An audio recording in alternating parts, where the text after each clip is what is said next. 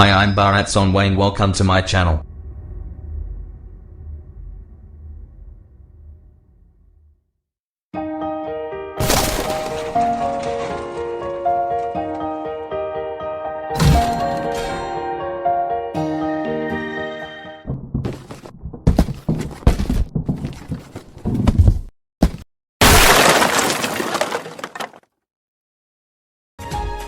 नमस्कार विद्यार्थी मित्रांनो, आज 22 डिसेंबर नॅशनल मॅथमॅटिक्स डे म्हणजेच राष्ट्रीय गणित दिवस. त्यानिमित्त श्रीनिवास रामानुजन यांच्याविषयीचा आजचा हा व्हिडिओ आपण संपूर्ण पाहावयाचा आहे व त्यानंतर या व्हिडिओच्या डिस्क्रिप्शन बॉक्समध्ये एक लिंक दिलेली आहे. या लिंकमध्ये एकूण 10 प्रश्न विचारलेले आहेत, तर त्या 10 पैकी आपणाला किमान 7 प्रश्नांची उत्तरे बरोबर द्यावयाची आहेत. जर आपले 7 प्रश्न बरोबर आलेले असतील तर आपणाला आपल्या ईमेल ID वरती एक प्रमाणपत्र मिळणार आहे. चला तर मग विद्यार्थी मित्रांनो, आपण आजचा हा व्हिडिओ पाहूया व प्रमाणपत्र मिळवूया. सर्व विद्यार्थ्यांना हार्दिक शुभेच्छा.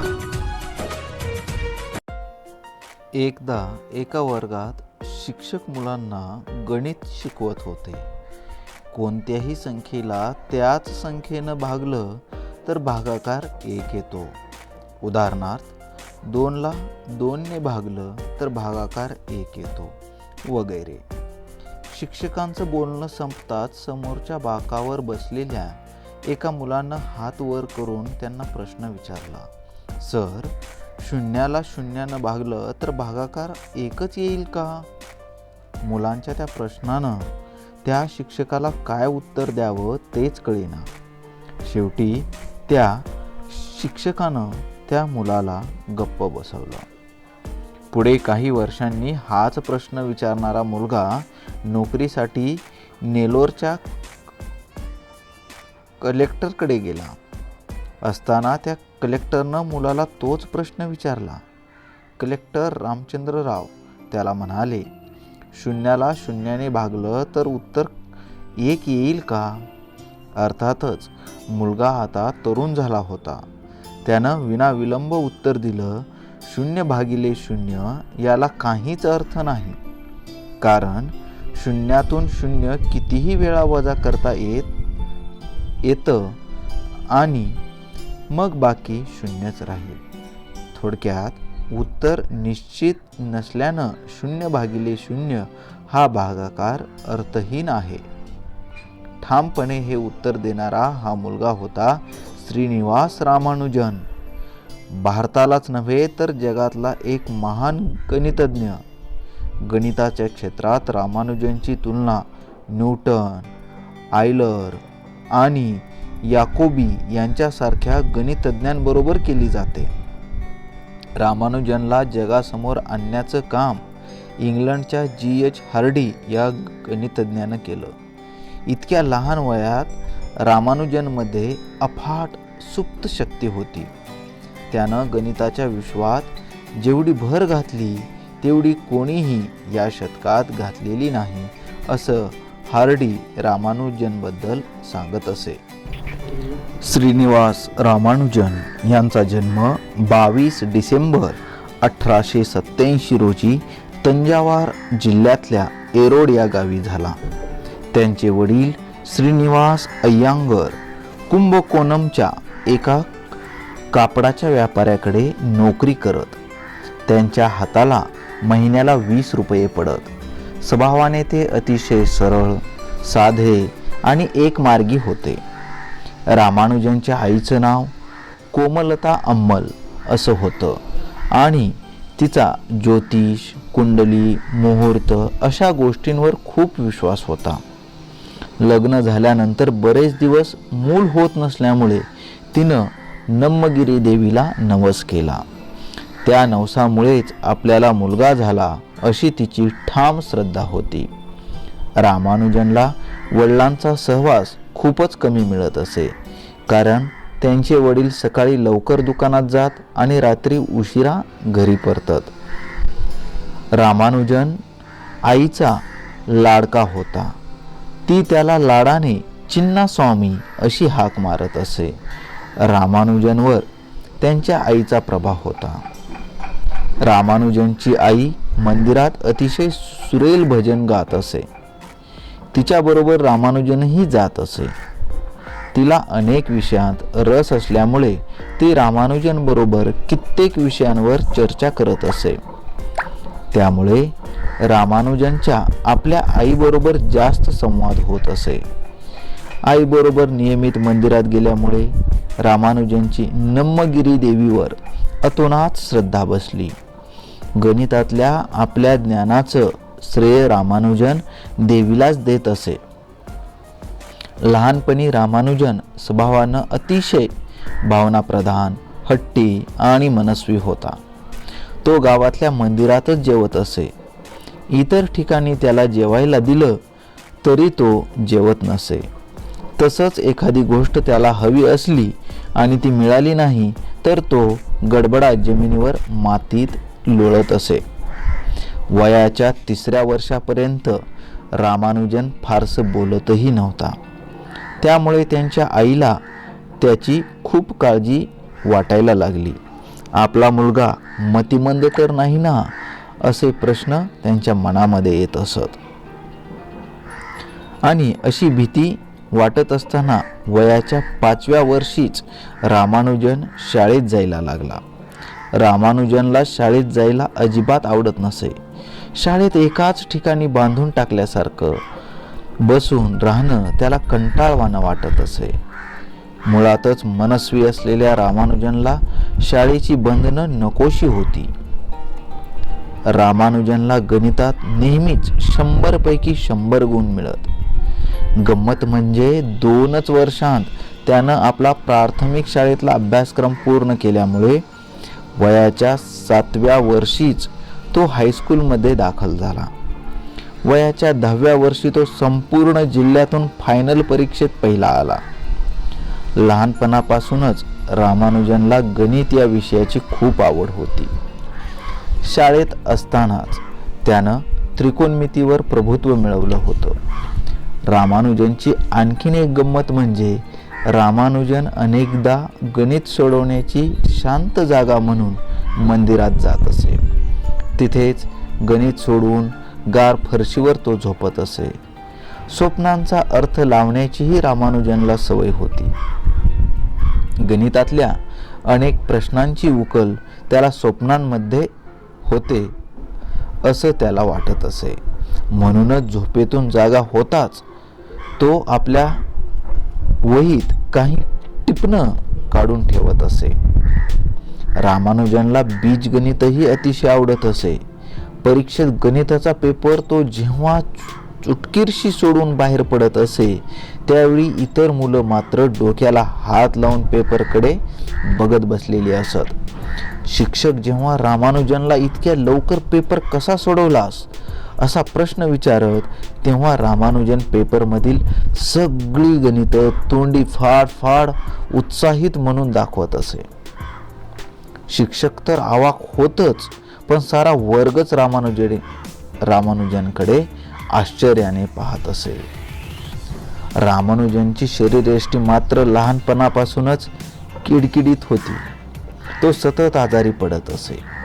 एकदा रामानुजन आजारी पडला तेव्हा त्याच्यावर शस्त्रक्रिया करायचं ठरलं. ऑपरेशन टेबलवर रामानुजनला घेताच तो डॉक्टरांना म्हणाला, "डॉक्टर, मला भूल देताना ती हळूहळू द्या, म्हणजे मला कोणता अवयव आधी बधीर होतो हे समजू शकेल." एवढ्या लहान वयात भीती वाटण्याऐवजी या मुलाला कुतूहल वाटतं हे डॉक्टरांच्या लक्षात येऊन ते चकित झाले होते. रामानुजनला गणिताचं एवढं वेड होतं की त्या वेडापायी तो इतर विषयांकडे दुर्लक्ष करत असे. इतकं की एकदा तो इंग्रजी विषयात चक्क नापास झाला होता. खरं म्हणजे रामानुजन अतिशय बुद्धिमान होता. संस्कृतमधले कित्येक श्लोक त्याला पाठ होते. शाळेत शिष्यवृत्ती मिळवणारा रामानुजन कॉलेजमध्ये मात्र चक्क 4 वेळा नापास झाला. मग काय, आधीच घरची गरिबी, त्यातच शिष्यवृत्तीही गेलेली आणि त्यात नापास झाल्याचा शिक्का, या सगळ्या गोष्टींमुळे रामानुजनचा स्वाभिमान दुखावला गेला होता. त्यातच वैतागलेल्या वडिलांनी रामानुजनला चांगलंच फैलावर घेतलं. त्याचा परिणाम असा झाला की रामानुजन घरातून चक्क पळून गेला. त्यानं विशाखापट्टणमची गाडी पकडली. तिथे काही दिवस नातेवाईकांकडे राहिला. इकडे रामानुजनचे वडील मुलाच्या पळून जाण्यानं हवालदिल झाले होते आणि त्यांची रामानुजनची शोधाशोध सुरू केली. शेवटी तर त्यांनी वर्तमानपत्रात बातमी दिली. तेव्हा कुठे रामानुजन पुन्हा घरी परतला. रामानुजन 15 वर्षांचा असताना त्याच्या हातात जॉर्ज कार या गणितज्ञाचं a synopsis of elementary results in pure and applied mathematics नावाचं पुस्तक पडलं. रामानुजनला या पुस्तकानं वेडच लावलं.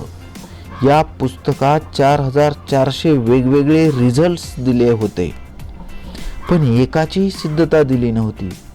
रामानुजननं आपणच यातल्या सिद्धता लिहिण्याचं आव्हान स्वीकारलं. त्यावेळी रामानुजनची पाश्चात्य गणिताशी ओळख नव्हती, त्यामुळं त्याला स्वतःच्या पद्धती निर्माण कराव्या लागल्या. थोड्याच दिवसात त्याचं गणित कारच्या पुस्तकातल्या गणितापेक्षा खूप पुढे गेलं. आपल्या गणितातला काही भाग आधीच इतर काही पाश्चात्य गणितज्ञांनी मांडला आहे हे कालांतरानं कळाल्यावर रामानुजन अतिशय नाराज झाला आणि त्यानं आपले गणिताचं कागद माळ्यावर लपवून ठेवले. पदवी हातात पडली तर पोटापाण्याची काहीतरी सोय होईल या आशेनं रामानुजननं मद्रासच्या पशयप्पा कॉलेजमध्ये प्रवेश घेतला. तिथल्या सगळ्या प्राध्यापकांना रामानुजनचे गणितातली असामान्य गती लक्षात आली होती. मात्र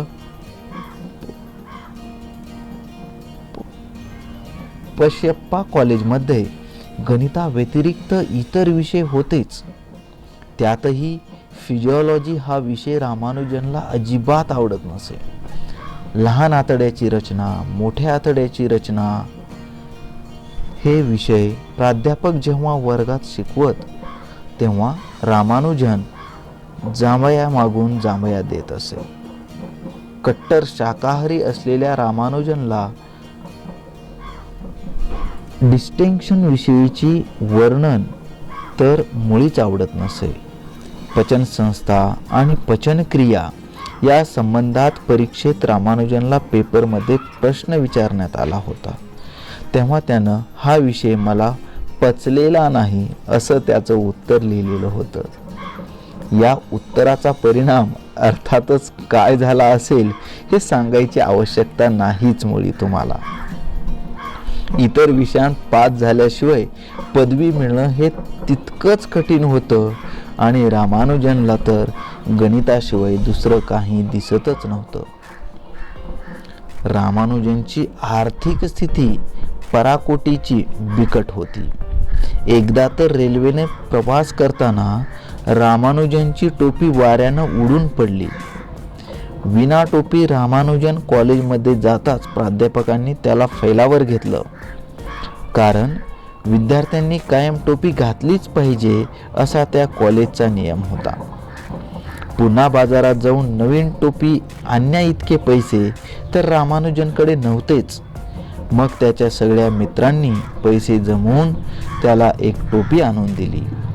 रामानुजनचे मित्र अनेकदा अशी वर्गणी गोळा करून त्याला घालायला कपडेही विकत घेऊन देत असत. रामानुजन पैसे मिळवण्यासाठी अनेक खटपटी करत असे. कुणाचा हिशोब लिहून दे, कुणाची शिकवणी घे, असं करून तो थोडाफार पैसा मिळवत असे. गव्हर्नमेंट कॉलेजमधल्या तत्त्वज्ञानाच्या प्राध्यापकांच्या मुलाची शिकवणी त्याला मिळाली होती. या मुलाचं घर शहराच्या दुसऱ्या टोकाला होतं. रामानुजन त्याला शिकवायला भल्या पहाटे उठून प्रचंड दूर अंतर पायी चालून जात असे. रामानुजन गणित शिकवताना एकच गणित अनेक पद्धतीनं कसं सोडवता येतं हे सांगत असे. त्यामुळे या वेगवेगळ्या पद्धती ऐकून शिकणारा गोंधळून जात असे. परिणामी कित्येकदा रामानुजन त्याला मिळालेल्या शिकवण्या गमावून बसत असे. मुलांचं गणित वेळ कमी व्हावं आणि तो सुधारावा म्हणून शेवटी त्याच्या आई वडिलांनी त्याचं लग्न करायचं ठरवलं. वयाच्या 22व्या वर्षी रामानुजनचं लग्न झालं.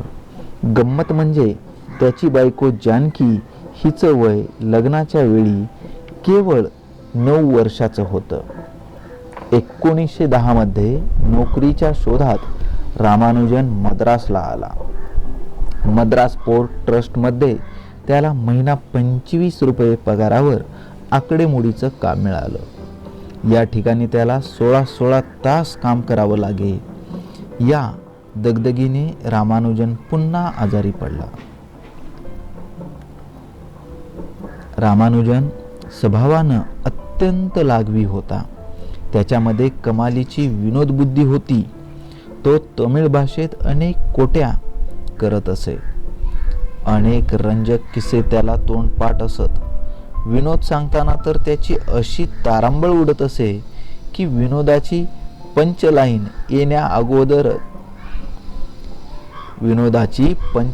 येण्या अगोदरच त्यालाच अतिशय हसू फुटत असे आणि मग तो विनोद सांगायचा सोडून स्वतःच हसत बसे. मग त्याचं हसणं थांबवून त्याचे मित्र त्याला शांत करत आणि पुन्हा विनोद सांगायला लावत. एकदा नेलोरचे कलेक्टर रामचंद्र राव हे गणितप्रेमी आहेत हे कळाल्यामुळे रामानुजन त्यांच्याकडे आपल्या गणिताच्या वह्या घेऊन त्यांना भेटायला गेला. या मुलांमध्ये अफाट बुद्धिमत्ता आहे हे त्यांच्या लक्षात आलं. त्यांच्या मदतीमुळे रामानुजनला मद्रास विद्यापीठाची महिन्याला 75 रुपये शिष्यवृत्ती मिळू लागली. आता रोजचा खाण्यापिण्याचा प्रश्न तर सुटला होताच, पण रामानुजनला गणिताचा अभ्यास करायला वेळही मिळणार होता. रामानुजननं झपाट्यानं गणिताचा अभ्यास सुरू केला आणि आपल्या गणिताचा काही भाग त्यानं रिसर्च जर्नलमध्ये पाठवायलाही सुरुवात केली. रामानुजनचं गणित एवढं निराळं होतं की journal of Indian mathematical society या जर्नलमध्ये त्यानं ते शोध निबंध पाठवले. ते या जर्नलच्या परीक्षकांना तपासताच येईना. त्यामुळं ग्रिफिथ नावाच्या एका परीक्षकानं रामानुजनचे शोधनिबंध लंडनला तपासायला पाठवले. रामानुजननं एका शोधनिबंधात एका वेगळ्याच प्रकारची सिरीज लिहिली होती. हा शोधनिबंध लंडनच्या युनिव्हर्सिटी कॉलेजमधल्या हिल नावाच्या गणितज्ञाकडे गेला. हे गणित बघून ह्या कुठल्या मूर्खाचा पेपर आहे असं त्यांना ग्रिफिथला विचारलं होतं. पण रामानुजन यामुळे खचला नाही, तर त्यानं स्वतःचं काही गणितज्ञांना पत्र लिहायला सुरुवात केली. दुर्दैवानं हॉब्सन, बेकर अशा काही गणितज्ञांनी मात्र त्याला अजिबात उत्तर दिलं नाही. यामुळे मात्र रामानुजन निराश झाला. 1911 साली इंडियन मॅथमॅटिकल सोसायटीच्या नियतकालिकात रामानुजनचा एक शोधनिबंध प्रसिद्ध झाला. त्याचवेळी त्याचे प्राध्यापक शेषू अय्यर यांनी रामानुजनला केम्ब्रिज विद्यापीठातल्या हार्डी या गणितज्ञाशी पत्रव्यवहार करायला सुचवलं. कारण हार्डी हा गणितातला एकदम दादा माणूस होता. रामानुजननं हार्डीचा ऑर्डर्स ऑफ इन्फिनिटी नावाचा एक शोध निबंध वाचला होता. आपला मित्र नारायण अय्यर याच्याबरोबर रामानुजन्य या हार्डीच्या शोध निबंधाविषयी चर्चा केली होती. हार्डीला आपलं गणित कळू शकेल हे रामानुजनच्या लक्षात आलं आणि त्यानं हार्डीला एक प्रदीर्घ पत्र लिहिलं. रामानुजननं त्या पत्रात लिहिलं होतं, मी मद्रास पोर्ट ट्रस्टच्या अकाउंट विभागात कारकून म्हणून 25 रुपये पगारावर काम करतो. मी केवळ शालेय शिक्षण घेतलेलं आहे, महाविद्यालयीन शिक्षण घेतलेलं नाही. माझा पूर्ण वेळ मी गणिताचं संशोधन करण्यात घालवतो. माझ्या शिकण्याचा आणि शिकवण्याचा मार्ग मीच आखला आहे. मी डायव्हर्जंट सिरीजच्या संदर्भात काही संशोधन केलं असून माझे निष्कर्ष इथल्या गणितज्ञांना आश्चर्यकारक वाटले. गाऊस आणि लाग्रांज या गणितज्ञांनी शोधलेली मूळ संख्या, प्राईम नंबर्स वरची सूत्र मला अपुरी वाटतात. मी त्यावर केलेलं संशोधन आणि माझे शोधनिबंध तुम्ही वाचून पाहावेत असं मला वाटतं. ते प्रसिद्ध करण्यायोग्य वाटल्यास तुम्ही ते प्रसिद्ध करावेत अशी माझी विनंती आहे. मी फारसा अनुभवी नसल्यामुळे तुमच्यासारख्या महान गणितज्ञाचा सल्ला मला लाख मोलाचा आहे. रामानुजनचं पत्र हार्डीच्या टेबलावर पडलं आणि रामानुजनचं नशीबच बदललं. भारतातून आलेलं ते पत्र हार्डीनं काही लगेच उघडलं नाही, पण नंतर कधीतरी त्यानं ते उघडलं आणि उघडल्यावर त्याला त्यात बरीचशी सूत्र आणि प्रमेय दिसली, पण सगळंच अव्यवस्थित होतं. त्यात काहींच्या सिद्धता होत्या तर काहींच्या नव्हत्या. पण या पत्राच्या सुरुवातीला रामानुजननं आपल्या मूळ संख्या शोधता येतील असं सूत्र शोधल्याचं लिहिलं आहे. म्हटल्यावर हार्डीचं कुतूहल चाळवलं, कारण यावेळी हार्डी रिमानच्या झिटा फंक्शनवर खूप विचार करीत होता. सुरुवातीला रामानुजननं कोणाचं तरी चोरलेलं गणित आपल्याला कळवले असं हार्डीला वाटलं, कारण रामानुजननं कशाच्याही सिद्धता नीटपणे दिलेल्या नव्हत्या. पाश्चात्य गणिताशी नीट ओळख नसल्यामुळे काही गोष्टी रामानुजननं स्वतंत्रपणे शोधल्या होत्या, पण हार्डीला त्या चोरलेल्या वाटल्या. त्यात रामानुजननं स्वतःचीच अशी काहीतरी गूढ भाषा वापरली होती. मात्र संध्याकाळपर्यंत हार्डीला त्यातली ओरिजिनॅलिटी लक्षात आली. तो लगेच आपला जाणी दोस्त लिटिलवूड यांच्याकडे गेला. त्या दोघांनी जेवायला बसल्यावर रामानुजनवर चर्चा केली. मध्यरात्रीपर्यंत त्यांना रामानुजनची भाषा कळायला लागली. रामानुजननं काहीतरी वेगळं शोधलंय हे त्यांच्या लक्षात आलं. रामानुजनच्या गणितातल्या प्रज्ञेमुळे आधुनिक गणितात खूपच भर पडेल याची हार्डी यांना खात्री पटली होती. रामानुजनच्या आर्थिक परिस्थितीची कल्पना येऊन हार्डीचा मित्र नेव्हिल यानं मद्रास विद्यापीठाला रामानुजनला केम्ब्रिजला पाठवण्याची विनंती केली. मद्रास विद्यापीठानं त्यासाठी रामानुजनला दर साल 250 पौंडाची शिष्यवृत्ती मंजूर केली. तसंच केम्ब्रिज विद्यापीठाकडून हार्डी यांनी आणखी 60 पौंडाची शिष्यवृत्ती रामानुजनला मिळवून दिली आणि रामानुजनचा केम्ब्रिजला येण्याचा मार्ग मोकळा केला. त्या काळी भारतातल्या ब्राह्मणानं 7 समुद्रापलीकडे प्रवास करणं म्हणजे पाप समजलं जात असे. एखाद्यानं परदेश प्रवास केला तर लोक त्याला वाळीत टाकत. रामानुजनची आई आणि वडील दोघंही प्रचंड कर्मठ होते. त्यामुळं रामानुजननं परदेशी जावं यासाठी सुरुवातीला त्याची आई तयारच नव्हती. या सगळ्यामुळं रामानुजननं इंग्लंडला जायचं टाळाटाळ करायला सुरुवात केली. रामानुजन इंग्लंडला जायला तयार नाही हे बघून रामानुजनचा मित्र नारायण अय्यर यानं एक युक्ती केली. रामानुजनची नमनगिरी देवीवरची श्रद्धा बघून अय्यर त्याला देवळात घेऊन गेला आणि तिथे त्यानं रामानुजनला 3 दिवस राहायला लावलं.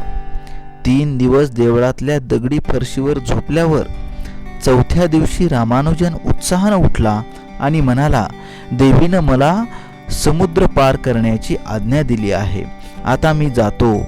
अय्यरचा प्लॅन यशस्वी झाला होता. रामानुजननं आपल्याला इंग्लंडला न्यावं असं त्याच्या बायकोला जानकीला वाटत होतं, पण जर तिला इंग्लंडला नेलं तर आपलं गणितात लक्ष लागणार नाही. म्हणून रामानुजन एकटाच 17 मार्च 1914 रोजी इंग्लंडला बोटीनं रवाना झाला. इंग्लंडला पोहोचताच रामानुजन केम्ब्रिज विद्यापीठातल्या गणितज्ञांची व्याख्यानं ऐकायला जाऊ लागला. काही व्याख्यानं तर हार्डीचं घेत असे. त्यावेळी किंग्ज कॉलेजमधला गणितज्ञ आर्थर बेरी हा इलिप्टिकल इंटिग्रल्स या विषयावरती व्याख्यान देत असे. एक दिवस आर्थर बेरी गणितातील काही सूत्र फळ्यावर लिहित होता. त्यावेळी वर्गात रामानुजन ती सूत्र बघत होता. बेरीनं बघितलं की रामानुजनच्या चेहऱ्यावर ती सूत्र पाहून आनंद पसरला आहे. तेव्हा बेरीनं त्याला विचारलं, मी जे मांडतोय ते तुला कळतंय ना? रामानुजनने होकार तर दिलाच, पण त्याशिवाय त्याला काहीतरी सांगायचं होतं आणि ही गोष्ट बेरीच्या लक्षात आली. बेरीनं त्याबद्दल रामानुजनला विचारताच रामानुजन जागचा उठला आणि त्याने फळ्यावर बेरीनं लिहून ठेवलेलं सूत्र सोडवून दाखवली. हे दृश्य पाहून बेरी चकितच झाला आणि बेरीला स्वतःला ती सूत्र अजून सोडवता येत नव्हती.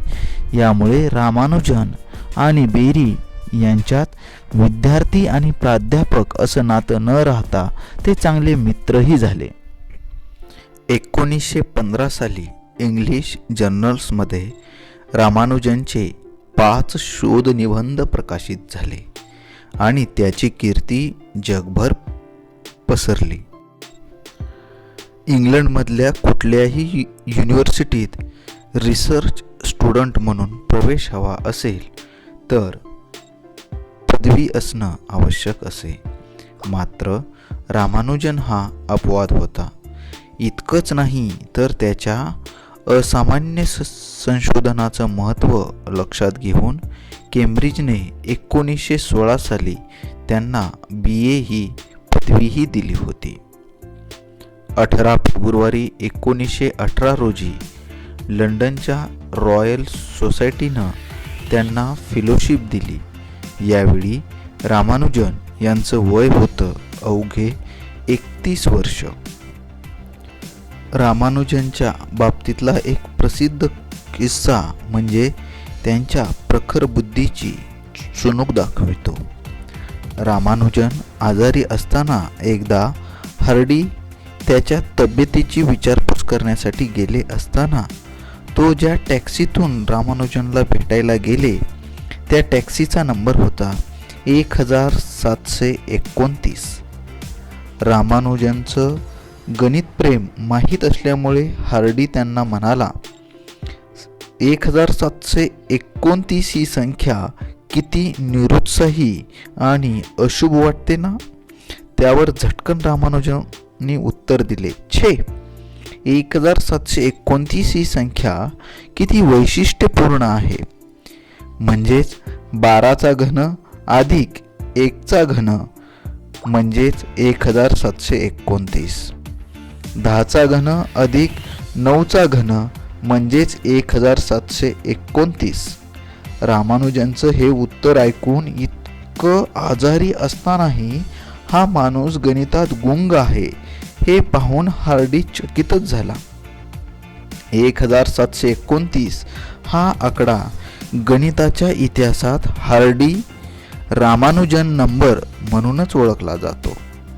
2 संख्यांच्या घनांची बेरीज या स्वरूपात दोन वेगवेगळ्या प्रकारे दाखवता येणाऱ्या संख्यांपैकी 1729 ही संख्या सगळ्यात लहान संख्या आहे. या हार्डी रामानुजन संख्यांचा अनेक TV सिरियल्समध्ये आणि लेखात उल्लेख झाला आहे. इंग्लंडमध्ये रामानुजनची चांगलीच प्रगती झाली, तरी दुर्दैवानं बळावलेल्या क्षयामुळे रामानुजन 27 मार्च 1919 रोजी इंग्लंडहून भारतात परतले. प्रकृती सुधारावी म्हणून मद्रासच्या चेट्टट भागात एका हवेशीर घरीही त्यांनी राहिले. जानकीही त्यांच्याजवळ परतली होती. रामानुजन इंग्लंडला गेले तेव्हा जानकी फक्त 13 वर्षाची होती. आता ती 18 वर्षाची झाली होती. जानकी त्यांची काळजी घेत असे. या काळात ती दोघं खूप जवळ आली. रामानुजन डॉक्टरांचे उपचार सुरू झाले, पण तरीही रामानुजनच्या प्रकृतीला आराम पडेना. मृत्यूच्या अखेरपर्यंत त्यांचं गणितातलं काम चालूच होतं. मृत्यूपूर्वी 4 दिवस आधी रामानुजन यांनी कागदावर काही गणित केली होती. मृत्यूची चाहूल लागलेल्या रामानुजनचं गणिताचं संशोधन अव्याहतपणे चालूच होतं. रामानुजन स्वभावानं काहीसा विक्षिप्तच होता. त्याचा गूढ शक्तींवर विश्वास होता. त्यांच्या ज्योतिषशास्त्रावरही प्रचंड विश्वास होता. इतकंच काय, पण ते अनेकदा भविष्यही सांगत असत. स्वतःच्या हातावरच्या रेषांचा अभ्यास करून त्यांनी आपल्या वयाच्या 35व्या वर्षापूर्वीच मरणार असं सांगून ठेवलं होतं असं म्हणतात. 26 एप्रिलला रामानुजन बेशुद्ध अवस्थेत गेले. जानकी सतत त्याच्याजवळ बसून होती, मात्र मृत्यूनं त्यांचं काम चोखपणे पार पाडलं आणि 26 एप्रिल 1920 रोजी वयाच्या अवघ्या 33व्या वर्षी प्रत्येक भारतीयाला अभिमान वाटावा अशा या थोर गणितज्ञाचं निधन झालं. श्रीनिवास रामानुजन यांच्या या मृत्यूमुळे आपणाला एक गोष्ट लक्षात येते. माणूस किती जगला याला महत्त्व नाही, परंतु माणूस कसा जगला याला अत्यंत महत्त्व आहे. म्हणूनच श्रीनिवास रामानुजन एका तेजस्वी ध्रुव ताऱ्याप्रमाणे शतकानुशतके चमकत राहतील यात शंकाच नाही. श्रीनिवास रामानुजन यांना भारताचे दुसरे कोहिनूर असे संबोधले जाते. म्हणूनच भारत सरकारने 22 डिसेंबर हा राष्ट्रीय गणित दिवस म्हणून घोषित केला. भारताचे 14वे पंतप्रधान मनमोहन सिंग यांनी 26 फेब्रुवारी 2012ला मद्रास विश्वविद्यालय येथे भारतीय गणितज्ञ श्रीनिवास रामानुजन यांच्या 125व्या जयंतीच्या कार्यक्रमाच्या उद्घाटन समारंभात 22 डिसेंबर हा दिवस राष्ट्रीय गणित दिवस म्हणून घोषित केला. म्हणूनच दरवर्षी 22 डिसेंबर हा दिवस राष्ट्रीय गणित दिवस म्हणून साजरा केला जातो. आज राष्ट्रीय गणित दिनाच्या निमित्ताने प्रत्येक शिक्षकाने प्रत्येक विद्यार्थ्यास गणितात सशक्त करण्याचा व प्रत्येक बालकांनी गणित विषयात आवडीने प्रभुत्व संपादन करण्याचा संकल्प करणे हीच खरी रामानुजन यांना श्रद्धांजली ठरेल. अशा प्रकारे असामान्य बुद्धिमत्तेच्या ध्येयवेड्या अशा गणिताच्या जादूगारास कोटी कोटी प्रणाम. जय हिंद, जय महाराष्ट्र.